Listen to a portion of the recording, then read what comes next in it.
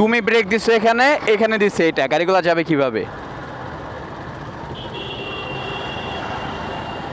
Side করে নাও।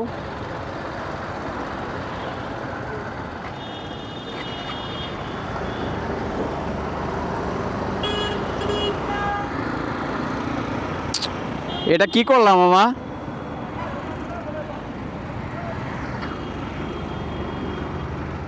আজকে কয়েকদিন যাবৎ সবার চোখ হচ্ছে কপালে উঠে গেছে। আপনারও কি একই অবস্থা? বিদ্যুৎ বিলের এই অবস্থা কেন? যাদের বিল আসতো 400 টাকা, তাদের বিল আসছে 800 টাকা, 1200 টাকা। অধিকাংশ মানুষের একই অবস্থা। যার বিল 500 টাকা আসতো আগে, তার বিল আসছে 1000 হতে 1200 টাকা, 1500 টাকাও চলে আসছে। 2-3 গুণ বিল বেশি চলে আসছে। এর রিজনটা কি স্বাভাবিক মনে হয় আপনার কাছে?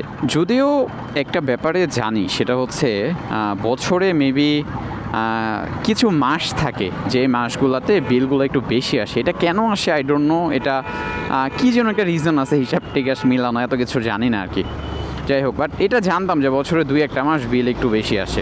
কালকে এক ভাই পোস্ট করলো তার বিল সাধারণত 4000 টাকা থেকে 5000 টাকার মধ্যে আসে। এই মাসে তার বিল আসছে 12,000 টাকা। এটা অনেক বেশি। এটা আসলে একজন সাধারণ মানুষের জন্য এটা অনেক বেশি।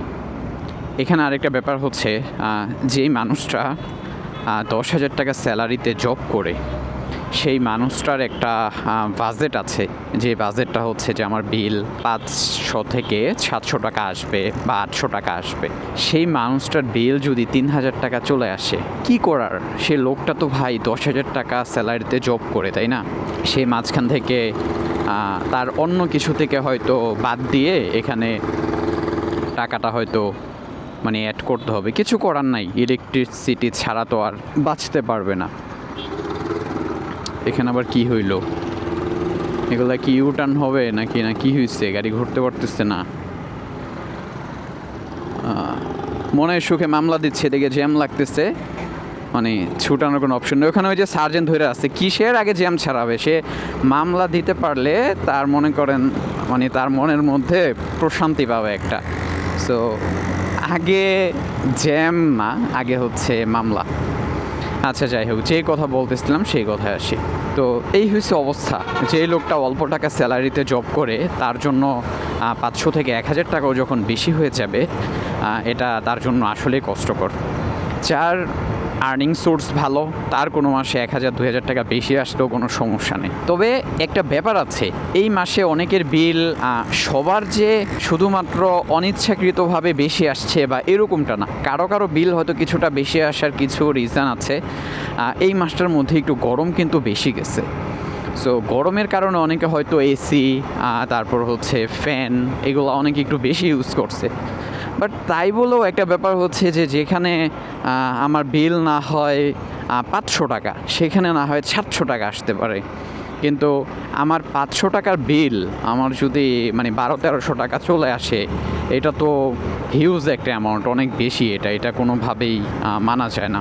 ওই দিন ওই যে একটা কথা বললাম না ভিডিওতে, আসলে বিগত 6 মাস, কয়েক মাস হয়ে গেছে এই সরকার আসছে, কিন্তু এমন কোনো একটা ব্যাপার দেখি নাই যেটা আমাকে মুগ্ধ করেছে, আমাকে ভাবিয়েছে যে এটা খুব ভালো হয়েছে, এই সরকারকে পেয়ে আমরা আসলেই ধন্য যে এই জিনিসটা আমরা খুব ভালো পাইছি। হ্যাঁ, এই যে জ্যামের যে অবস্থা, এই যে দেখেন, এদিক দিয়ে একটা ডিভাইডার দিয়ে দিলে হয়, মাছ দিয়ে একটা ডিভাইডার দিয়ে দিলে সামনে কোনো জ্যাম নাই, বাসগুলো দাঁড়ায় আছে। এই হচ্ছে অবস্থা। তো এই বিলটা নিয়ে যাদের, তারপর হচ্ছে একটা কমপ্লেন করতে পারেন, যাদের বিল রেগুলারই ধরেন 500 টাকা আসে, বিগত 3-4 মাস যাবৎ 500-600 টাকা করে আসতেছে, 400 টাকা আসতেছে, এই মাসে যাদের 1200 টাকা চলে আসছে, তো বিদ্যুৎ অফিসে গিয়ে কথা বলতে পারেন ওই বিলের কাগজগুলো নিয়ে।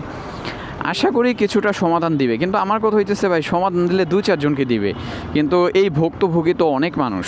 রীতিমতো সবার চোখ কপালে উঠে গেছে এই বিল দেখা, ঠিক আছে? আর আরেকটা ব্যাপার হইতেছে, কি হয়েছে না হয়েছে জানি না, আমি প্রতি মাসে বিদ্যুৎ বিল হচ্ছে আমার গ্রামেরটাও হচ্ছে আমি বিকাশে দিই। এই মাসে এখনও আমার বিকাশে বিলে আসতেছে না, শুধুমাত্র হচ্ছে মানে বাসায় নাকি বিল আসছে, আমার বিকাশে এই মাসে এখনও বিল আসতেছে না। আর আমি ঢাকায় হচ্ছে মূলত ওই প্রিপেড মিটার না কি বলে এটাকে, টাকা ভৈরাই করতে হয়, ওইটা ভৈরাই করে মানে ইউজ করি। এখন ওটার মধ্যেও দেখি কিছুদিন পরে কি দেখা যায় যে কয় টাকা লাগতে পারে, মানে টাকা কি বেশি কাটতেছে নাকি না কম কাটতেছে, দেখা যাক। এই দেখো অবস্থা, মানে বাসায় থেকে বের হলে যতই চাই হইতেছে মাথাটাকে একটু ঠান্ডা রাখি, কুল রাখি, বাট এটা পসিবল হয় না। মানে এত পরিমাণে উগ্রপানা করে, মানে কোনোভাবে মাইনা নিতে পারি না এগুলো। যাই হোক, সবাই ভালো থাকেন, সুস্থ থাকেন, আবার দেখা হবে পরবর্তী কোনো ভিডিওতে। আল্লাহ হাফেজ।